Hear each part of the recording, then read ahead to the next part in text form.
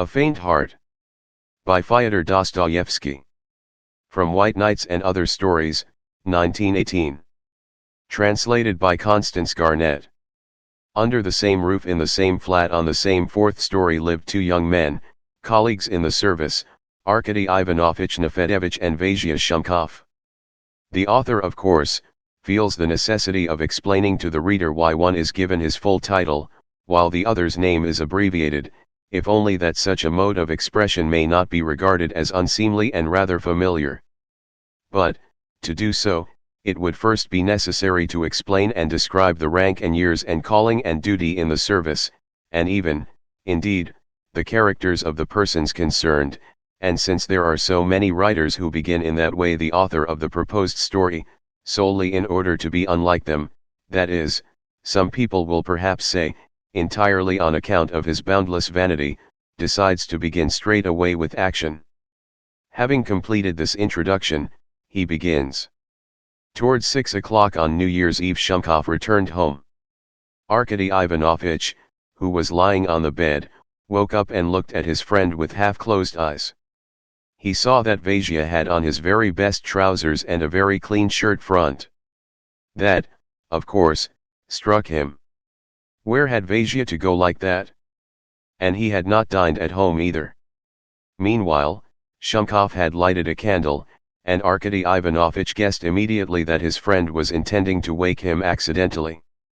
Vasia did, in fact, clear his throat twice, walked twice up and down the room, and at last, quite accidentally, let the pipe, which he had begun filling in the corner by the stove, slip out of his hands. Arkady Ivanovich laughed to himself. "Vasia, give over pretending," he said. "Arkasha, you are not asleep." "I really cannot say for certain, it seems to me I am not." "Oh, Arkasha. How are you, dear boy?" "Well, brother." "Well, brother. You don't know what I have to tell you." "I certainly don't know, come here." As though expecting this, Vasia went up to him at once, not at all anticipating, however, treachery from Arkady Ivanovich. The other seized him very adroitly by the arms, turned him over, held him down, and began, as it is called, strangling his victim, and apparently this proceeding afforded the light-hearted Arkady Ivanovich great satisfaction. "Caught," he cried. "Caught. Arkasha, Arkasha, what are you about? Let me go. For goodness sake, let me go, I shall crumple my dress coat." "As though that mattered. What do you want with a dress coat? Why were you so confiding as to put yourself in my hands? Tell me, where have you been? Where have you dined? Arkasha, for goodness sake, let me go. Where have you dined? Why, it's about that I want to tell you." "Tell away, then. But first let me go." "Not a bit of it, I won't let you go till you tell me." "Arkasha. Arkasha. But do you understand, I can't, it is utterly impossible," cried Vasia, helplessly wriggling out of his friend's powerful clutches. "You know there are subjects." "How subjects?" "Why, subjects that you can't talk about in such a position without losing your dignity. It's utterly impossible, it would make it ridiculous, and this is not a ridiculous matter, it is important. Here, he's going in for being important. That's a new idea. You tell me so as to make me laugh, that's how you must tell me. I don't want anything important, or else you are no true friend of mine." "Do you call yourself a friend?" "Arkasha, I really can't." "Well, I don't want to hear." "Well, Arkasha," began Vasia, lying across the bed and doing his utmost to put all the dignity possible into his words. "Arkasha. If you like, I will tell you, only." "Well, what?" "Well, I am engaged to be married." Without uttering another word, Arkady Ivanovich took Vasia up in his arms like a baby, though the latter was by no means short, but rather long and thin, and began dexterously carrying him up and down the room, pretending that he was hushing him to sleep. I'll put you in your swaddling clothes, master bridegroom, he kept saying. But seeing that Vasia lay in his arms, not stirring or uttering a word, he thought better of it at once, and reflecting that the joke had gone too far, set him down in the middle of the room and kissed him on the cheek in the most genuine and friendly way. Vasia, you are not angry. Arkasha, listen. Come, it's New Year's Eve. Oh, I'm all right, but why are you such a madman, such a scatterbrain? How many times I have told you, Arkasha, it's really not funny at all. Oh, well, you are not angry. Oh, I'm all right, am I ever angry with anyone? But you have wounded me, do you understand? But how have I wounded you? In what way? I come to you as to a friend, with a full heart, to pour out my soul to you, to tell you of my happiness. What happiness? Why don't you speak? Oh, well, I am going to get married. Vasia answered with vexation, for he really was a little exasperated. You are going to get married? So you really mean it? Arkasha cried at the top of his voice. No, but what's this? He talks like this and his tears are flowing. Vasia, my little Vasia, don't, my little son. Is it true, really? And Arkady Ivanovitch flew to hug him again. Well, do you see, how it is now, said Vasia. You are kind, of course, you are a friend, I know that. I come to you with such joy, such rapture, and all of a sudden I have to disclose all the joy of my heart, all my rapture struggling across the bed, in an undignified way. You understand, Arkasha, Vasia went on, half laughing. You see, it made it seem comic, and in a sense I did not belong to myself at that minute. I could not let this be slighted. What's more, if you had asked me her name, I swear, I would sooner you killed me than have answered you.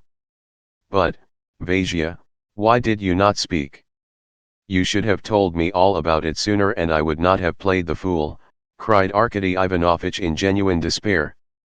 Come, that's enough, that's enough. Of course, that's how it is. You know what it all comes from my having a good heart. What vexes me is, that I could not tell you as I wanted to, making you glad and happy, telling you nicely and initiating you into my secret properly. Really, Arkasha, I love you so much that I believe if it were not for you I shouldn't be getting married, and, in fact, I shouldn't be living in this world at all. Arkady Ivanovitch, who was excessively sentimental, cried and laughed at once as he listened to Vasia. Vasia did the same. Both flew to embrace one another again and forgot the past. How is it? Tell me all about it, Vasia. I am astonished, excuse me, brother, but I am utterly astonished, it's a perfect thunderbolt, by Jove. Nonsense, brother, you have made it up, you've really made it up, you are telling fibs, cried Arkady Ivanovitch, and he actually looked into Vasia's face with genuine uncertainty, but seeing in it the radiant confirmation of a positive intention of being married as soon as possible, threw himself on the bed and began rolling from side to side in ecstasy till the walls shook. Vasia, sit here, he said at last, sitting down on the bed. I really don't know, brother, where to begin. They looked at one another in joyful excitement. Who is she, Vasia? The Artemievs. Vasia pronounced, in a voice weak with emotion. No. Well, I did buzz into your ears about them at first, and then I shut up, and you noticed nothing. Ah, Arkasha, if you knew how hard it was to keep it from you, but I was afraid to speak. I thought it would all go wrong, and you know I was in love, Arkasha. My God. You see, this was the trouble, he began, pausing continually from agitation. She had a suitor a year ago, but he was suddenly ordered somewhere. I knew him, he was a fellow, bless him. Well, he did not write at all, he simply vanished. They waited and waited, wondering what it meant. 4 months ago he suddenly came back married, and has never set foot within their doors. It was coarse, shabby. And they had no one to stand up for them. She cried and cried, poor girl, and I fell in love with her indeed. I had been in love with her long before, all the time. I began comforting her, and was always going there. Well, and I really don't know how it has all come about, only she came to love me. A week ago I could not restrain myself, I cried, I sobbed, and told her everything, well, that I love her, everything, in fact. Am ready to love you, too, Vasily Petrovich, only I am a poor girl, don't make a mock of me, I don't dare to love anyone. Well, brother, you understand. You understand? On that we got engaged on the spot. I kept thinking and thinking and thinking and thinking. I said to her, how are we to tell your mother?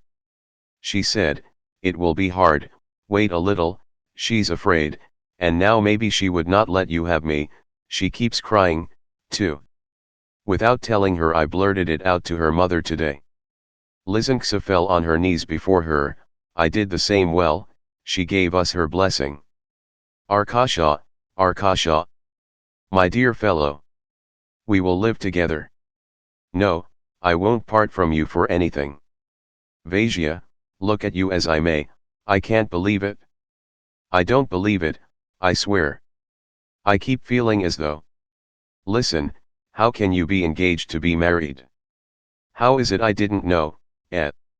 Do you know, Vasia, I will confess it to you now. I was thinking of getting married myself, but now since you are going to be married, it is just as good. Be happy, be happy. Brother, I feel so light-hearted now, there is such sweetness in my soul. Said Vasia, getting up and pacing about the room excitedly. Don't you feel the same? We shall be poor, of course, but we shall be happy, and you know it is not a wild fancy, our happiness is not a fairy tale, we shall be happy in reality. Vasia, Vasia, listen. What? Said Vasia, standing before Arkady Ivanovitch. The idea occurs to me, I am really afraid to say it to you. Forgive me, and settle my doubts. What are you going to live on? You know I am delighted that you are going to be married, of course, I am delighted, and I don't know what to do with myself, but what are you going to live on? Oh, good heavens! What a fellow you are, Arkasha, said Vasia, looking at Nefedevich in profound astonishment. What do you mean? Even her old mother, even she did not think of that for 2 minutes when I put it all clearly before her. You had better ask what they are living on. They have 500 rubles a year between the three of them, the pension, which is all they have, since the father died. She and her old mother and her little brother, whose schooling is paid for out of that income too, that is how they live. It's you and I are the capitalists. Some good years it works out to as much as 700 for me. I say, Vasia, excuse me, I really I am only thinking how to prevent things going wrong. How do you mean, 700? It's only 300. 300. And Yulian Mastakovich? Have you forgotten him? Yulian Mastakovich? But you know that's uncertain, brother, that's not the same thing as 300 rubles of secure salary, where every ruble is a friend you can trust. Yulian Mastakovich, of course, he's a great man, in fact, I respect him, I understand him, though he is so far above us, and, by Jove, I love him, because he likes you and gives you something for your work, though he might not pay you, but simply order a clerk to work for him. But you will agree, Vasia. Let me tell you, too, I am not talking nonsense. I admit in all Petersburg you won't find a handwriting like your handwriting, I am ready to allow that to you, Nefedevich concluded, not without enthusiasm. But, God forbid. You may displease him all at once, you may not satisfy him, your work with him may stop, he may take another clerk, all sorts of things may happen, in fact. You know, Yulian Mastakovich may be here today and gone tomorrow. Well, Arkasha, the ceiling might fall on our heads this minute. Oh, of course, I mean nothing. But listen, hear what I have got to say. You know, I don't see how he can part with me. No, hear what I have to say. Hear what I have to say. You see, I perform all my duties punctually. You know how kind he is, you know, Arkasha, he gave me 50 rubles in silver today. Did he really, Vasia? A bonus for you. Bonus, indeed, it was out of his own pocket. He said, why, you have had no money for 5 months, brother, take some if you want it, thank you, I am satisfied with you. Yes, really. Yes, you don't work for me for nothing, said he. He did, indeed, that's what he said. It brought tears into my eyes, Arkasha. Good heavens, yes. I say, Vasia, have you finished copying those papers? No. I haven't finished them yet. Vasya. My angel. What have you been doing? Listen, Arkasha, it doesn't matter, they are not wanted for another 2 days, I have time enough. How is it you have not done them? That's all right, that's all right. You look so horror-stricken that you turn me inside out and make my heart ache. You are always going on at me like this. He's forever crying out, oh, oh, oh. Only consider, what does it matter? Why, I shall finish it, of course I shall finish it. What if you don't finish it, cried Arkady, jumping up, and he has made you a present today. And you going to be married? Tut, tut, tut. It's all right, cried Shumkov, I shall sit down directly, I shall sit down this minute. How did you come to leave it, Vasia? Oh, Arkasha. How could I sit down to work? Have I been in a fit state? Why, even at the office I could scarcely sit still, I could scarcely bear the beating of my heart. Oh. Oh. Now I shall work all night, and I shall work all tomorrow night, and the night after, too, and I shall finish it. Is there a great deal left? Don't hinder me, for goodness sake, don't hinder me, hold your tongue. Arkady Ivanovich went on tiptoe to the bed and sat down, then suddenly wanted to get up, but was obliged to sit down again, remembering that he might interrupt him, though he could not sit still for excitement. It was evident that the news had thoroughly upset him, and the first thrill of delight had not yet passed off. He glanced at Shumkov, the latter glanced at him, smiled, and shook his finger at him, then, frowning severely, as though all his energy and the success of his work depended upon it, fixed his eyes on the papers. It seemed that he, too, could not yet master his emotion. He kept changing his pen, fidgeting in his chair, rearranging things and setting to work again, but his hand trembled and refused to move. Arkasha, I've talked to them about you, he cried suddenly, as though he had just remembered it. Yes, cried Arkasha, I was just wanting to ask you that. Well, I'll tell you everything afterwards. Of course, it is my own fault, but it quite went out of my head that I didn't mean to say anything till I had written 4 pages, but I thought of you and of them. I really can't write, brother, I keep thinking about you. Vasia smiled. A silence followed. Phew! What a horrid pen, cried Shumkov, flinging it on the table in vexation. He took another. Vasia. Listen. 1 word.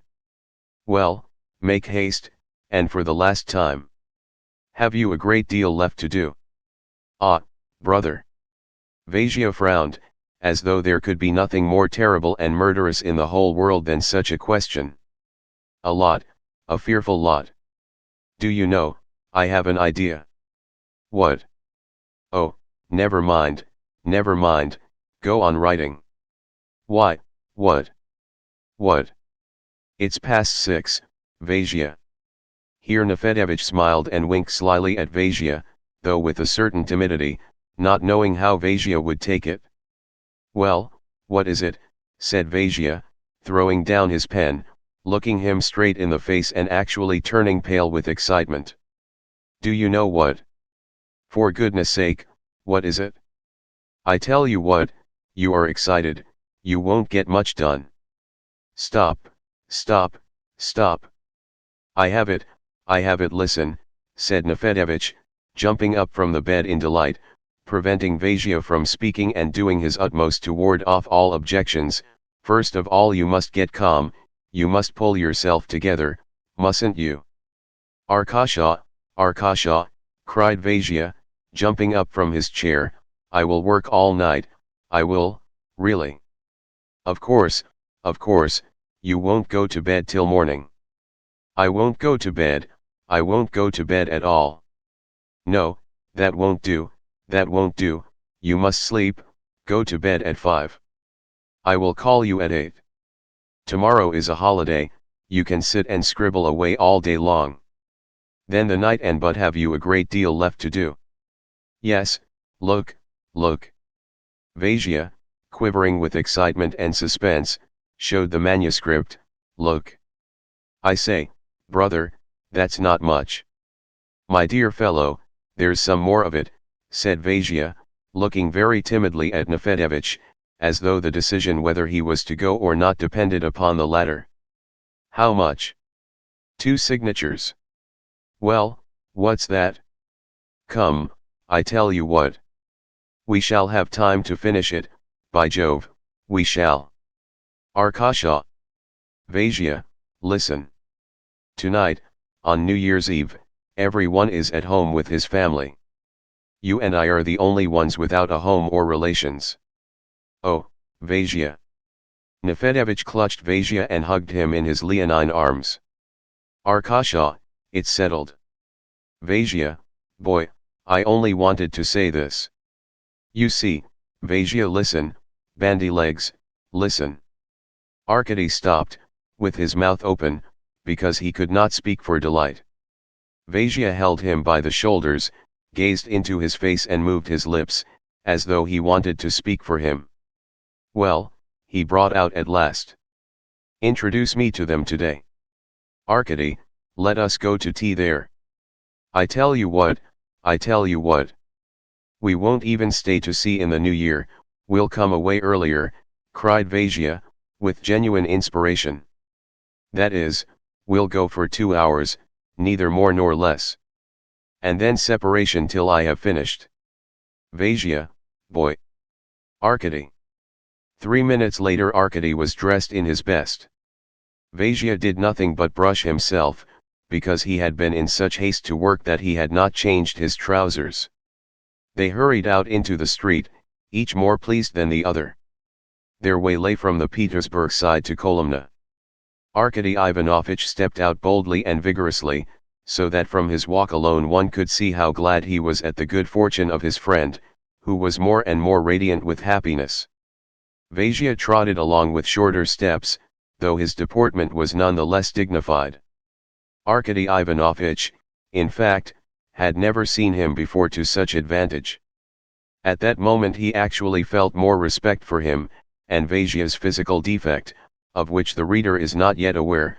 Vasia was slightly deformed, which always called forth a feeling of loving sympathy in Arkady Ivanovitch's kind heart, contributed to the deep tenderness the latter felt for him at this moment, a tenderness of which Vasia was in every way worthy.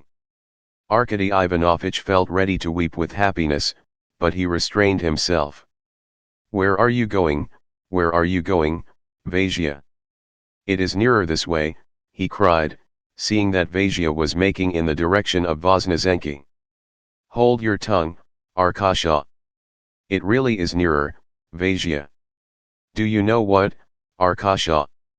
Vasia began mysteriously, in a voice quivering with joy. "I tell you what, I want to take Lizynka a little present." "What sort of present?" "At the corner here, brother, is Madame Leroux's, a wonderful shop." "Well?" "A cap, my dear, a cap, I saw such a charming little cap today." I inquired. I was told it was the fag on Manon Lescaut, a delightful thing. Cherry-colored ribbons, and if it is not dear. Arkasha, even if it is dear. I think you are superior to any of the poets. Vasia. Come along. They ran along, and 2 minutes later went into the shop. They were met by a black-eyed French woman with curls, who, from the first glance at her customers, became as joyous and happy as they, even happier, if one may say so. Vasia was ready to kiss Madame Leroux in his delight. Arkasha, he said in an undertone, casting a casual glance at all the grand and beautiful things on little wooden stands on the huge table, lovely things. What's that? What's this? This one, for instance, this little sweet, do you see? Vasia whispered, pointing to a charming cap further away, which was not the one he meant to buy, because he had already from afar descried and fixed his eyes upon the real, famous one, standing at the other end. He looked at it in such a way that one might have supposed someone was going to steal it, or as though the cap itself might take wings and fly into the air just to prevent Vasia from obtaining it. Look, said Arkady Ivanovitch, pointing to one, I think that's better.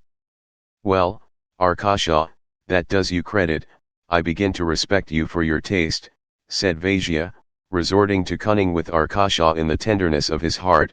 Your cap is charming, but come this way. Where is there a better one, brother? Look, this way. That, said Arkady, doubtfully. But when Vasia, incapable of restraining himself any longer, took it from the stand from which it seemed to fly spontaneously, as though delighted at falling at last into the hands of so good a customer, and they heard the rustle of its ribbons, ruches, and lace, an unexpected cry of delight broke from the powerful chest of Arkady Ivanovitch. Even Madame Leroux, while maintaining her incontestable dignity and preeminence in matters of taste, and remaining mute from condescension, rewarded Vasia with a smile of complete approbation, everything in her glance, gesture, and smile saying at once, yes, you have chosen rightly, and are worthy of the happiness which awaits you. It has been dangling its charms in coy seclusion, cried Vasia, transferring his tender feelings to the charming cap. You have been hiding on purpose, you sly little pet. And he kissed it, that is the air surrounding it, for he was afraid to touch his treasure. Retiring as true worth and virtue, Arkady added enthusiastically, quoting humorously from a comic paper he had read that morning. Well, Vasia. Hurrah, Arkasha. You are witty today. I predict you will make a sensation, as women say. Madame Leroux, Madame Leroux. What is your pleasure? Dear Madame Leroux. Madame Leroux looked at Arkady Ivanovitch and smiled condescendingly. You wouldn't believe how I adore you at this moment. Allow me to give you a kiss. And Vasia kissed the shopkeeper. She certainly at that moment needed all her dignity to maintain her position with such a madcap. But I contend that the innate, spontaneous courtesy and grace with which Madame Leroux received Vasia's enthusiasm, was equally befitting. She forgave him, and how tactfully, how graciously, she knew how to behave in the circumstances. How could she have been angry with Vasia? Madame Leroux, how much? 5 rubles in silver, she answered, straightening herself with a new smile. And this one, Madame Leroux, said Arkady Ivanovitch, pointing to his choice. That one is 8 rubles. There, you see there, you see. Come, Madame Leroux, tell me which is nicer, more graceful, more charming, which of them suits you best. The second is richer, but your choice say plus coquette. Then we will take it. Madame Leroux took a sheet of very delicate paper, pinned it up, and the paper with the cap wrapped in it seemed even lighter than the paper alone. Vasia took it carefully, almost holding his breath, bowed to Madame Leroux, said something else very polite to her and left the shop. I am a ladies' man, I was born to be a ladies' man, said Vasia, laughing a little noiseless, nervous laugh and dodging the passers-by, whom he suspected of designs for crushing his precious cap. Listen, Arkady, Brother, he began a minute later, and there was a note of triumph, of infinite affection in his voice. Arkady, I am so happy, I am so happy. Vasia. How glad I am, dear boy. No, Arkasha, no. I know that there is no limit to your affection for me, but you cannot be feeling 100th part of what I am feeling at this moment. My heart is so full, so full. Arkasha, I am not worthy of such happiness. I feel that, I am conscious of it. Why has it come to me, he said, his voice full of stifled sobs. What have I done to deserve it? Tell me. Look what lots of people, what lots of tears, what sorrow, what workaday life without a holiday, while I am loved by a girl like that, But you will see her yourself immediately, you will appreciate her noble heart. I was born in a humble station, now I have a grade in the service and an independent income, my salary. I was born with a physical defect, I am a little deformed. See, she loves me as I am. Yulian Mastakovich was so kind, so attentive, so gracious today, he does not often talk to me, he came up to me, well, how goes it, Vasia? Yes, really, he called me Vasia, are you going to have a good time for the holiday? He laughed. Well, the fact is, Your Excellency, I have work to do, but then I plucked up courage and said, and maybe I shall have a good time, too, Your Excellency. I really said it. He gave me the money, on the spot, then he said a couple of words more to me. Tears came into my eyes, brother, I actually cried, and he, too, seemed touched, he patted me on the shoulder, and said, feel always, Vasia, as you feel this now. Vasia paused for an instant. Arkady Ivanovich turned away, and he, too, wiped away a tear with his fist. And, Vasia went on, I have never spoken to you of this, Arkady. Arkady, you make me so happy with your affection, without you I could not live, no, don't say anything, Arkady, let me squeeze your hand, let me. Thank you. Again Vasia could not finish. Arkady Ivanovich longed to throw himself on Vasia's neck, but as they were crossing the road and heard almost in their ears a shrill, hi! There, they ran frightened and excited to the pavement.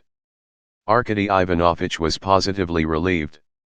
He set down Vasia's outburst of gratitude to the exceptional circumstances of the moment. He was vexed. He felt that he had done so little for Vasia hitherto. He felt actually ashamed of himself when Vasia began thanking him for so little. But they had all their lives before them, and Arkady Ivanovich breathed more freely. The Artemievs had quite given up expecting them. The proof of it was that they had already sat down to tea. And the old, it seems, are sometimes more clear-sighted than the young, even when the young are so exceptional. Lizynka had very earnestly maintained, he isn't coming, Mama, I feel in my heart he is not coming, while her mother on the contrary declared that she had a feeling that he would certainly come, that he would not stay away, that he would run round, that he could have no office work now, on New Year's Eve.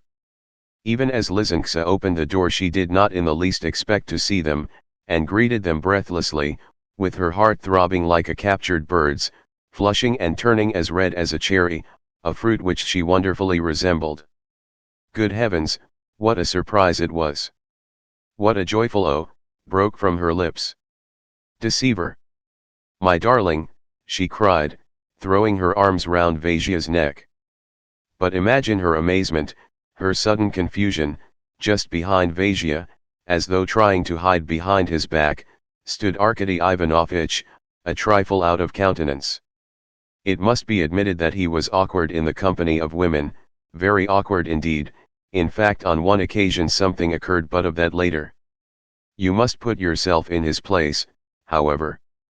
There was nothing to laugh at, he was standing in the entry, in his goloshes and overcoat, and in a cap with flaps over the ears, which he would have hastened to pull off, but he had, all twisted round in a hideous way, a yellow knitted scarf, which, to make things worse, was knotted at the back.